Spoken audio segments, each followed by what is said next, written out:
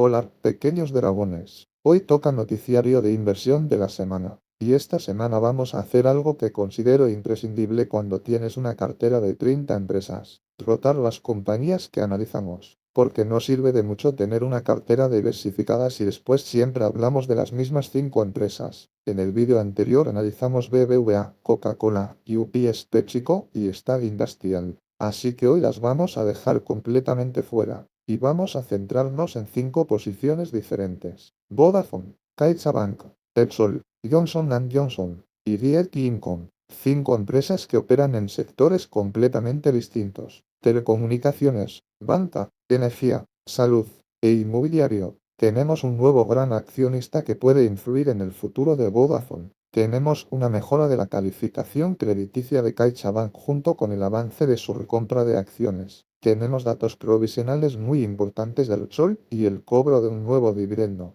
Tenemos una aprobación regulatoria para una nueva tecnología médica de Johnson Johnson. Y tenemos otro pago mensual confirmado por Realty Income. Pero, como siempre, no vamos a limitarnos a leer los titulares. Vamos a preguntarnos qué significa cada noticia para el negocio. Mejora la generación de caja. Reduce el riesgo. Puede favorecer al dividendo. Puede cambiar la estrategia. O es una noticia llamativa que no modifica realmente la tesis de inversión. Vamos con ello. Empezamos por Vodafone. Y aquí tenemos probablemente la noticia más llamativa de la semana dentro de mi cartera. El multimillonario francés Xavier Niel se va a convertir en el mayor accionista de Vodafone. Su vehículo de inversión familiar, llamado Vega, ha llegado a un acuerdo para comprar aproximadamente el 16,2% de Vodafone que estaba en manos del grupo emiratí. La operación está valorada en unos 4.400 millones de libras, cerca de 6.000 millones de dólares, y se ha pactado a un precio superior al que las acciones tenían en el mercado antes de conocerse la noticia. ¿Qué significa esto? Lo primero que debemos entender es que Vodafone no está vendiendo una parte nueva de la empresa, no está ampliando capital, y tampoco va a recibir directamente los miles de millones de la operación. Es una compraventa entre dos accionistas, uno sale, y otro entra. El grupo ya Acentuada vende su participación, y Xavier Niel pasa a ocupar su lugar como principal accionista de Vodafone. Por tanto, esta operación no mejora automáticamente la caja de Vodafone, no reduce directamente su deuda, no aumenta sus ingresos, y no garantiza una subida del dividendo, pero sí puede cambiar la dinámica accionarial de la compañía, porque no es lo mismo tener como principal accionista a un inversor puramente financiero que tener a una persona con experiencia directa en el sector de las telecomunicaciones. Xavier Niel es el empresario que está detrás del grupo IDEA, un operador con presencia en Francia, Italia y Polonia, y es conocido por invertir en compañías de telecomunicaciones donde considera que existe margen para mejorar la eficiencia, reducir costes o participar en procesos de consolidación. Esto ha provocado que algunos analistas se pregunten si Niel será simplemente un accionista paciente, o si intentará influir en las decisiones estratégicas de Vodafone.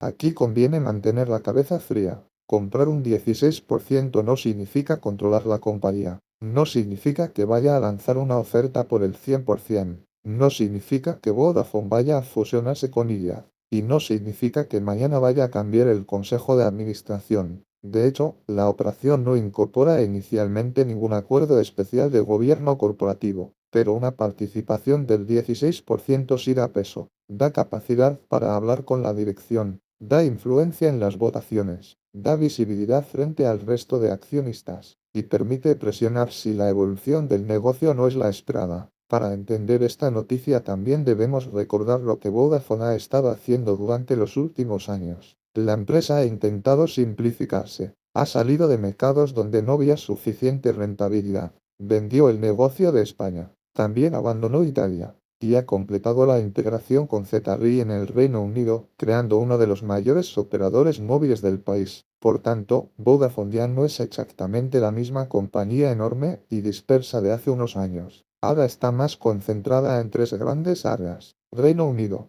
Alemania y África. La pregunta es si esa simplificación será suficiente para volver a generar crecimiento sostenible, porque Vodafone sigue teniendo retos importantes. El mercado alemán necesita mejorar. La integración en Reino Unido tiene que cumplir las sinergias prometidas. La compañía necesita seguir invirtiendo mucho dinero en redes. Tiene que competir en precio. tiene que mantener a sus clientes y tiene que generar suficiente flujo de caja para pagar deuda, invertir y mantener el dividendo. Por eso, la entrada de Sabien Yen puede ser positiva. Puede aumentar la presión para mejorar la eficiencia. Puede reforzar la disciplina en la asignación de capital. Puede favorecer futuras operaciones de consolidación. E incluso puede actuar como una señal de que un inversor experto en telecomunicaciones considera que Vodafone vale más de lo que reflejaba su cotización. Pero también hay riesgos. Un accionista con mucho peso puede impulsar decisiones pensadas para crear valor a corto plazo que no sean necesariamente las mejores para el negocio dentro de 10 años. Puede pedir recortes de costes demasiado agresivos. Puede aumentar la presión para vender activos. Puede intentar influir en operaciones corporativas difíciles. O puede generar expectativas que después no se cumplan. Mi lectura de la noticia es positiva, pero prudente. Que un inversor especializado esté dispuesto a comprometer una cantidad tan grande de dinero demuestra confianza en el potencial de Vodafone. Pero la tesis no cambia únicamente porque haya entrado un nuevo accionista. Lo que realmente importa es la ejecución. Tenemos que vigilar la recuperación de Alemania, el funcionamiento de la nueva Vodafone ZTE en Reino Unido, la generación de flujo de caja libre, la reducción de deuda y la cobertura del dividendo, porque el nuevo accionista puede aportar presión y experiencia, pero el dinero para pagar nuestro dividendo tiene que seguir saliendo del negocio. Vamos ahora con CaixaBank. Y aquí tenemos dos noticias relacionadas con la fortaleza financiera y la remuneración al accionista. La primera es una mejora de su calificación crediticia. La agencia Fitch ha elevado la nota a largo plazo de CaixaBank desde hasta a más. También ha mejorado la calificación de distintos tipos de deuda emitida por el banco, y ha establecido una perspectiva estable. ¿Qué significa una mejora del rating? Una calificación crediticia intenta medir la capacidad que tiene una empresa, un banco o un país para cumplir sus obligaciones financieras. Cuanto mejor es la nota, menor considera la agencia que es el riesgo de impago. Y, en teoría, una mejor calificación puede permitir que el banco se financie en condiciones más favorables. Esto es especialmente importante en una entidad financiera, porque una parte fundamental del negocio bancario consiste precisamente en conseguir financiación y transformarla en préstamos, hipotecas, servicios financieros e inversiones. Si los mercados consideran que CaixaBank es más segura, puede conseguir financiación con mayor facilidad, puede tener acceso a más inversores institucionales, y puede reducir la prima que estos inversores exigen para comprar su deuda.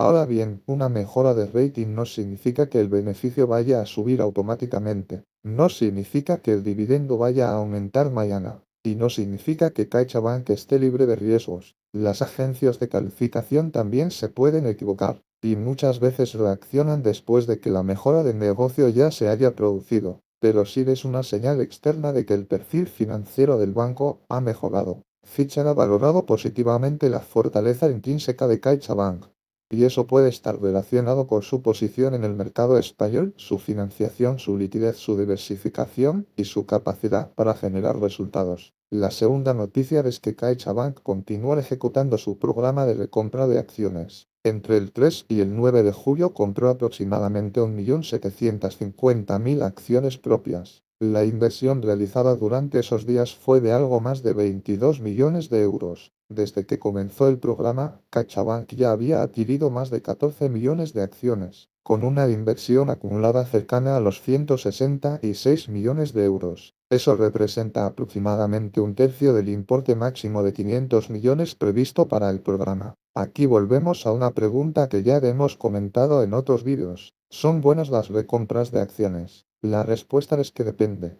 Una recompra puede crear valor cuando una empresa tiene exceso de capital y compra sus acciones a un precio razonable. Si posteriormente esas acciones son amortizadas, el número de títulos en circulación disminuye, y cada accionista restante posee una parte ligeramente mayor del banco. Pero una recompra puede ser una mala decisión si las acciones se compran demasiado caras. También puede ser negativa si el dinero debería haberse utilizado para reforzar el capital, reducir riesgos o realizar inversiones más rentables. En el caso de un banco, además, hay que prestar mucha atención al nivel de capital. No queremos que CaixaBank reparta todo el exceso de capital y se quede con poco margen para afrontar una crisis. Pero tampoco queremos que acumule capital de forma indefinida sin generar rentabilidad para el accionista. La dirección tiene que encontrar un equilibrio. Pagar dividendos, de comprar acciones, mantener capital suficiente y seguir financiando el crecimiento del negocio. La combinación de una mejor nota crediticia y un programa de recompra que sigue avanzando transmite una imagen positiva. Por un lado, una agencia externa considera que el perfil financiero ha mejorado. Por otro, el banco cree que dispone de capital suficiente para devolver 500 millones de euros a sus accionistas mediante recompras. Pero no debemos analizar CaixaBank solamente por estas dos noticias. El verdadero motor del negocio sigue estando en la cuenta de resultados. Hay que vigilar el margen de intereses, es decir, la diferencia entre lo que el banco cobra por prestar dinero y lo que paga por financiarse y remunerar los depósitos. También debemos vigilar el crecimiento del crédito, las comisiones, el negocio asegurador, la gestión de activos, la morosidad, las provisiones y el capital de máxima calidad. Además, nos encontramos en un entorno donde los tipos de interés pueden dejar de favorecer tanto a los bancos como durante los últimos años. Cuando los tipos subieron, las entidades pudieron aumentar rápidamente los ingresos por intereses. Si los tipos bajan, parte de ese viento de cola puede desaparecer. Por eso, la gran prueba para CaixaBank será comprobar si puede mantener una buena rentabilidad incluso con tipos menos favorables. Mi lectura esta semana es positiva. La mejora del rating reduce la percepción de riesgo. La recompra puede aumentar el valor por acción si se ejecuta con disciplina. Pero el dividendo seguirá dependiendo de que CaixaBank mantenga beneficios sólidos, una morosidad controlada y capital suficiente. Vamos ahora con Repsol. Y esta semana tenemos información especialmente interesante, porque Repsol ha publicado su informe provisional de actividad correspondiente al segundo trimestre de 2026. No son todavía los resultados completos. No tenemos toda la cuenta de pérdidas y ganancias. No tenemos el beneficio definitivo, y tampoco conocemos todavía todo el flujo de caja del trimestre, pero sí tenemos varios indicadores que nos permiten anticipar cómo ha sido el entorno para la compañía. El primero es el precio del petróleo. Durante el segundo trimestre, el precio medio del barril de Brent fue de aproximadamente $103,8. En el trimestre anterior había sido de unos $81, y en el mismo periodo del año pasado se encontraba cerca de $68. Por tanto, el precio del Brent aumentó con mucha fuerza. Y, en principio, eso es positivo para el negocio de exploración y producción de Repsol. Cuando el petróleo sube, una compañía energética puede obtener más ingresos por cada barril producido. Pero eso no significa que todo el incremento del precio se convierta directamente en beneficio. También importan los costes, los impuestos, la localización de los activos, los contratos, las coberturas, las inversiones y la evolución real de la producción. En producción total, Repsol estima haber alcanzado unos 558.000 barriles equivalentes de petróleo al día, una cifra ligeramente superior a la del trimestre anterior y muy parecida a la del mismo trimestre del año anterior. Es decir, el gran cambio no parece venir de producir muchísimo más, viene principalmente de vender la producción en un entorno de precios más elevados. Pero Repsol no es únicamente una empresa de extracción de petróleo, también tiene refinerías, petroquímica, comercialización, electricidad, renovables, estaciones de servicio, y clientes particulares y empresariales. Por eso también debemos mirar el margen de refino. El indicador de margen de refino en España aumentó hasta aproximadamente $14 por barril. En el trimestre anterior se encontraba en $10,9, y en el mismo periodo de 2025 estaba en $5,9. Esta mejora puede ser muy importante, porque las refinerías ganan dinero transformando petróleo crudo en productos como gasolina, diésel, queroseno y otros derivados. Si el margen entre el coste del crudo y el valor de los productos refinados aumenta, la actividad industrial puede generar más resultado. También destaca la mejora del indicador de margen químico. Pasó de 174 euros por tonelada en el primer trimestre a aproximadamente 569 euros en el segundo. Es una subida enorme. Aunque, como siempre, debemos esperar a los resultados definitivos para comprobar cómo se ha trasladado a la cuenta de resultados. Por tanto, Repsol ha tenido varios vientos favorables. Petróleo más caro, un margen de refino superior, y una fuerte mejora del margen químico. Pero no debemos cometer el error de calcular mentalmente el beneficio basándonos solamente en estos indicadores. Faltan muchas piezas. La evolución de las ventas, los costes operativos, las amortizaciones, los impuestos extraordinarios, el capital circulante, las inversiones, los resultados financieros y las posibles pérdidas o ganancias por inventarios. Precisamente por eso Repsol advierte que los datos son provisionales. Los resultados completos se publicarán el 23 de julio. Esta semana, además, Repsol ha pagado un dividendo de 0,551 euros brutos por acción. Sumado al pago de enero, la remuneración en efectivo correspondiente a 2026 alcanza aproximadamente 1,051 euros por acción. Para un inversor por dividendos, recibir ese dinero es una noticia positiva. Es caja que entra en nuestra cuenta, y podemos decidir si reinvertirla, ahorrarla o utilizarla para otros gastos. Pero el hecho de que Repsol pague un dividendo no debe impedirnos analizar la sostenibilidad futura del pago. La energía es un sector cíclico. Cuando los precios del petróleo y los márgenes industriales son altos, la empresa puede generar muchísimo dinero, pero esos márgenes también pueden caer. El petróleo puede bajar, la regulación puede cambiar, los impuestos pueden aumentar, y las inversiones necesarias para mantener la producción son muy elevadas. Por eso, en Repsol no debemos mirar solamente la rentabilidad por dividendo actual. Tenemos que mirar cuánto dinero genera durante todo el ciclo, cuánta deuda mantiene, cuánto invierte, qué rentabilidad obtiene de sus proyectos, y si puede mantener la remuneración cuando el entorno sea menos favorable. Mi lectura es positiva. Los indicadores provisionales apuntan a un segundo trimestre fuerte, especialmente por los precios del crudo y los márgenes industriales. Pero no debemos adelantarnos demasiado. Esperaremos a los resultados del 23 de julio para ver el beneficio, la caja, la deuda y cualquier actualización sobre la remuneración al accionista. Vamos ahora con Johnson & Johnson. Y aquí tenemos una noticia que afecta a la división de tecnología médica. La Administración de Alimentos y Medicamentos de Estados Unidos ha aprobado una nueva plataforma de Johnson & Johnson para realizar procedimientos de ablación cardíaca. La plataforma se llama Dual Energy Thermocool Smart Touch SLC y permite utilizar dos tipos diferentes de energía mediante un único catéter: energía de radiofrecuencia y energía de campo pulsado. ¿En qué consiste una ablación cardíaca? De forma muy simplificada, es un procedimiento utilizado para tratar determinados problemas del ritmo del corazón. Los médicos intentan actuar sobre las pequeñas zonas del tejido cardíaco que generan o transmiten señales eléctricas anormales. La radiofrecuencia utiliza calor, mientras que el campo pulsado utiliza impulsos eléctricos para actuar de una manera más selectiva sobre el tejido.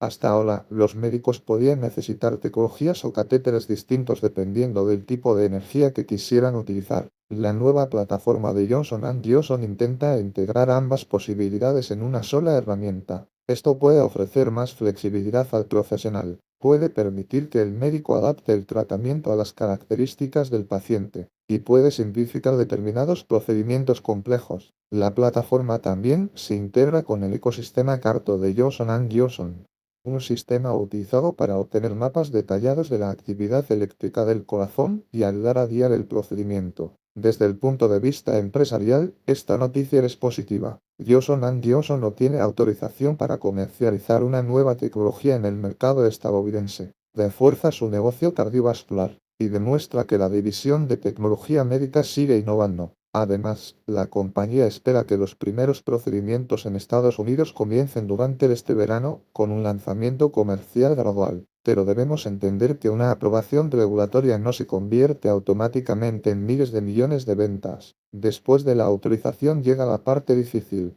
convencer a los hospitales, formar a los médicos, conseguir que utilice la tecnología, demostrar que los resultados clínicos son buenos, competir frente a otras plataformas, negociar precios y conseguir que el producto sea rentable. El sector de la tecnología médica tiene ventajas interesantes. Los médicos pueden desarrollar experiencia con una determinada plataforma. Los hospitales realizan inversiones en equipos y formación, y cambiar de sistema puede resultar complicado. Eso puede crear relaciones duraderas y cierta ventaja competitiva. Pero también es un sector con mucha innovación. Un producto nuevo puede quedar superado por otro, puede encontrarse con presión de precios, puede tener problemas técnicos, o puede tardar mucho más de lo esperado en ser adoptado. Por eso, la aprobación es una buena noticia, pero todavía tendremos que comprobar la aceptación comercial. Johnson & Johnson también publicará sus resultados del segundo trimestre el 15 de julio.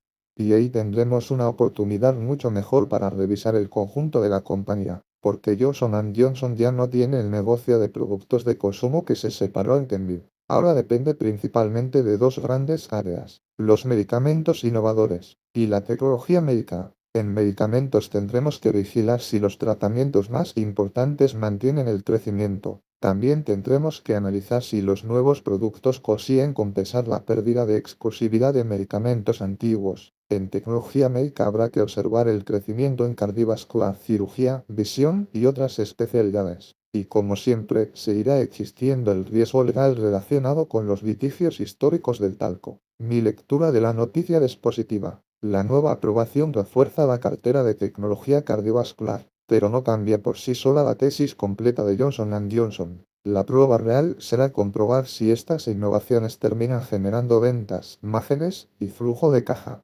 Vamos ahora con Realty Income. Y aquí tenemos una noticia mucho más sencilla, pero muy relacionada con el objetivo de una cartera de dividendos. Realty Income ha declarado su dividendo mensual número 673 de forma consecutiva. El pago será de $0,2710 por acción. Eso representa una cantidad anualizada de $3,252 por acción. El dividendo será pagado el 14 de agosto a los accionistas registrados a cierre del 31 de julio. Hay que aclarar algo. Esta vez Realty Income no ha anunciado una nueva subida. Mantiene el dividendo mensual en la misma cantidad.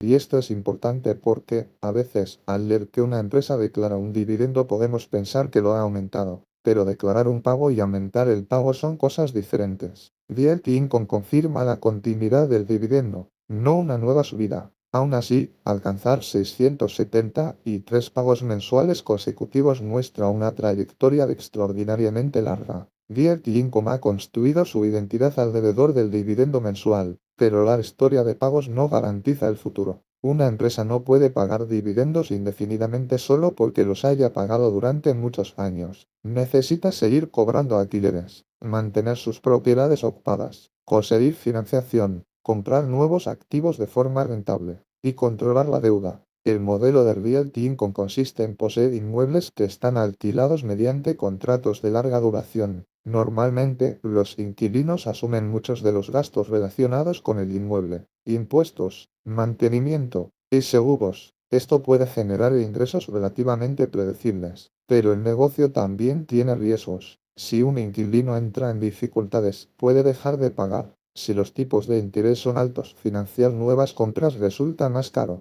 Si las acciones cotizan a una valoración baja, emitir nuevos títulos puede diluir a los accionistas. Y si Realty Income compra edificios con una rentabilidad demasiado pequeña, puede destruir valor. Por eso, en un REIT no basta con mirar el dividendo. Hay que mirar los fondos ajustados de las operaciones por acción, la ocupación, la duración de los contratos, la calidad de los inquilinos, la deuda, el coste de financiación y la rentabilidad de las nuevas adquisiciones. También debemos vigilar cuánto dinero se queda la empresa después de pagar el dividendo, porque Realty Income necesita retener una parte de la caja, necesita financiar nuevas inversiones, necesita pagar intereses y necesita mantener un balance sólido. Si repartiera prácticamente todo lo que genera sin margen de seguridad, el dividendo sería más vulnerable. Por tanto, la noticia de esta semana es positiva, pero no cambia la tesis. El pago mensual continúa. La máquina de dividendos sigue funcionando, pero nuestra responsabilidad como inversores no consiste únicamente en cobrar, consiste en comprobar que la caja que financia el pago sigue siendo sostenible. Y aquí llega la reflexión final de esta semana. Fíjate en las 5 noticias que hemos analizado. En Vodafone entra un nuevo gran accionista con experiencia en telecomunicaciones. En CaixaBank mejora la calificación crediticia mientras continúa la recompra de acciones. En Repsol tenemos un entorno operativo favorable y un nuevo dividendo cobrado. En Johnson & Johnson se aprueba una tecnología médica que podría abrir una nueva oportunidad comercial. Y en Realty Income se confirma la continuidad del dividendo mensual. 5 noticias diferentes y 5 formas distintas de crear valor para el accionista. Vodafone puede crear valor mejorando la eficiencia y aprovechando una posible consolidación del sector. CaixaBank puede hacerlo mediante beneficios bancarios, dividendos y reducción del número de acciones. Repsol depende de la producción, los precios energéticos, los márgenes industriales y una asignación disciplinada del capital.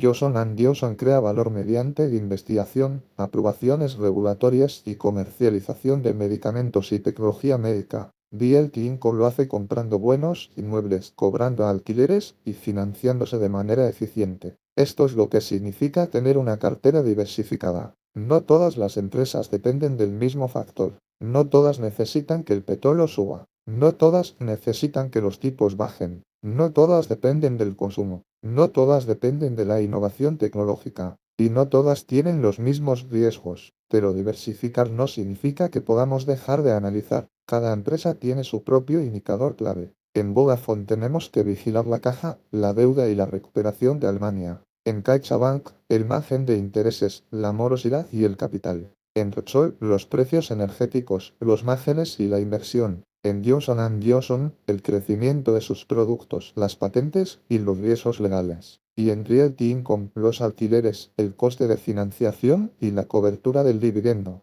La rentabilidad por dividendo es solo el resultado final. Antes del dividendo tiene que existir un negocio. Tiene que haber ingresos. Tiene que haber beneficios. Tiene que haber caja. Y tiene que haber una dirección que asigne bien el capital. Por eso no debemos comprar una empresa únicamente porque paga mucho, ni venderla únicamente porque aparece un titular negativo. Tenemos que entender que ha cambiado realmente. La entrada de un gran accionista puede ser positiva, pero no sustituye a la ejecución. Una mejora del rating puede reducir el riesgo, pero no sustituye a los beneficios.